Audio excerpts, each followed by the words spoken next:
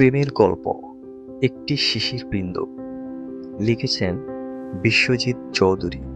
নিপা জানালো রায়হান বাসায় নেই। আমার হতাশার চেহারা দিকে তাকিয়ে বলল, আপনি ফোন করে আসেন না কেন রফিক ভাই? বেকার এতটা পথ ফিরে এসে যেতে হয়। কথা ঠিক, আমার ফোন করেই আসা উচিত, কিন্তু এতদিন এসব নিয়ে ভাবতে হয়নি। শুক্রবার ছুটির দিনে আমি হল থেকে এখানে আসব। রায়হান আমার জন্য অপেক্ষা করবে।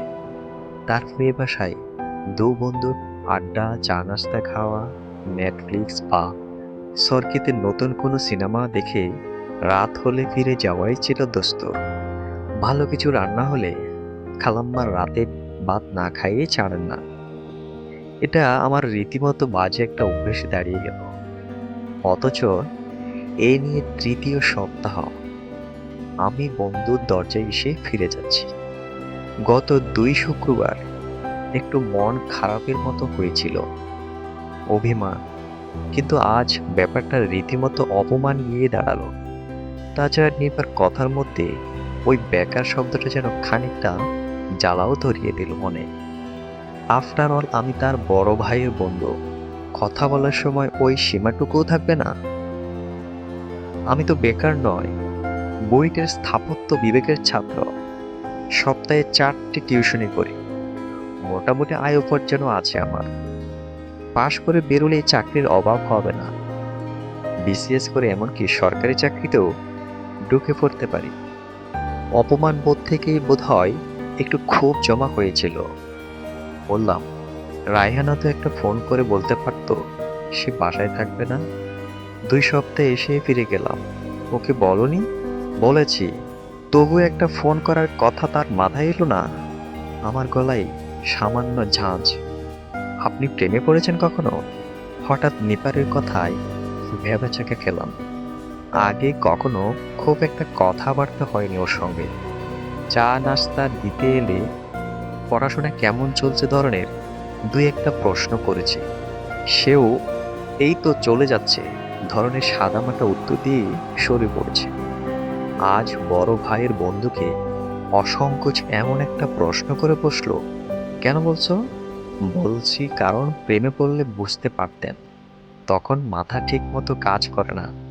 বন্ধু বাসায় এসে ফিরে গেল কি না সে কথা মনে রাখার সময়ও থাকে না তখন। এত কথা জানো কি করে? তুমি কবার প্রেমে পড়েছ? এরকম একটা প্রশ্ন প্রায় ঠোঁটের আগায় এসে পড়েছিল, কিন্তু সামনে নিলাম। যতই যাই হোক, বন্ধুর আপন ছোট বোন। আমি বোধহয় ঠিক প্রেমে পড়ার ম্যাটেরিয়াল নয়। চেষ্টা করিনি তা নয়, হয় না।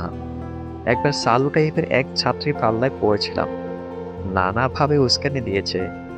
ওর আচার আচরণ নিয়ে রায়হানের সঙ্গে আলাপও করেছিলাম, কিন্তু রায়হান সব শুনে সতর্ক করেছিল, খবরদার ওই ফাঁদে পা দিবি না। ওই মেয়ে তোকে হোলসেলে কিনে রিটেইলে বিক্রি করে দিবে। বন্ধুর পরামর্শ শুনে পরের মাসে টিউশনিটাই ছেড়ে দিয়েছিলাম। আমার সে বন্ধু এখন ছুটিয়ে প্রেম করছে তার ছোট বোন নেপার বান্ধবীর সঙ্গে। আমার জন্য তার হাতে এখন সময় নেই। অদিতি নামে বুয়েটেরও ২ ব্যাচ জুনিয়র এক মেয়েকে ভালো লেগেছিল। ক্যাম্পাসের বিভিন্ন অনুষ্ঠানে রবীন্দ্রসঙ্গীত গায়, রবীন্দ্রনাথের ভ্রাতুষ্পুত্রীর মতো চলাফেরা দেখে মুগ্ধতা জেগেছিল। কিন্তু যখন দেখলাম সুতির শাড়ি, কপালে কালো টিপ, কুলপুরি চটি আর কাঁধে চটির ব্যাগ ঝোলানো মেয়েটা নিয়মিত ডেট করতে যায় জিন্সের প্যান্ট আর টি শার্ট পরা এক ছটফটে যুবকের সঙ্গে, তখন মনটা একেবারেই ভেঙে গিয়েছে। এরপর আর কখনো চেষ্টা করিনি। আচ্ছা আসি, রায়হানকে বলো আর আসবো না। আমার কথায় একটা দীর্ঘশ্বাস জড়ানো ছিল বোধ হয়। নিফা বলল, এক কাপ চা খেয়ে যান রাকিব ভাই। আজ থাক বলেই ফিরে আসতে উদ্ধত হয়েছিলাম, তখন ভেতর থেকে খালাম্মার গলা শোনা গেল, চা খেয়ে যাও রাকিব। খালাম্মার অনুরোধ নির্দেশের মতো আমি চুপচাপ ঘরে ঢুকে বসলাম। অল্প কিছুক্ষণ পর চা নাস্তা নিয়েই ঘরে ঢুকলো নিপা। অন্য দিনের মতো টেবিলে রেখে চলে গেল না। চায়ে চুমুক দিয়ে বললাম, তোমার মতো একটা ছোট বোন থাকলে বড় ভালো হতো নিপা। কেন বলুন তো? হেসে বললাম, ওই যে রায়হানের মতো বোনের বান্ধবীর সঙ্গে একটা সম্পর্ক মানে প্রেম করতে পারতাম। বোনের বান্ধবীর সঙ্গে প্রেম করা যায়, বন্ধুর বোনের সঙ্গে বুঝি হয় না? এটা একটু আনএথিক্যাল মনে হয়। বন্ধুর কাছে এসে তার বোনের দিকে নজর দেওয়া এক ধরনের বিট্রেয়াল হয়ে গেল না? এসব নীতিমালা কোন বইয়ে আছে? আশ্চর্য, নিপা আজ কেন তর্ক করছে? চোখ তুলে তাকাতেই চমকে উঠলাম আমি। মেয়েটার কাজলটা না, গভীর দুটি চোখে জল টলটল করছে। নিজেকে এখন নির্বোধ একটা গর্দভ মনে হচ্ছে আমার। ঘরে রতন ফেলে আমি বনে খুঁজে বেড়াচ্ছি। আমার মতো গর্দভদের জন্যই তো রবি ঠাকুর গাহিয়াছিলেন, দেখা হয় নাই যক্ষ মেলিয়া, গড় হতে শুধু দু পা পেলিয়া, একটি ধানের শীষের উপর একটি শিশির বিন্দু।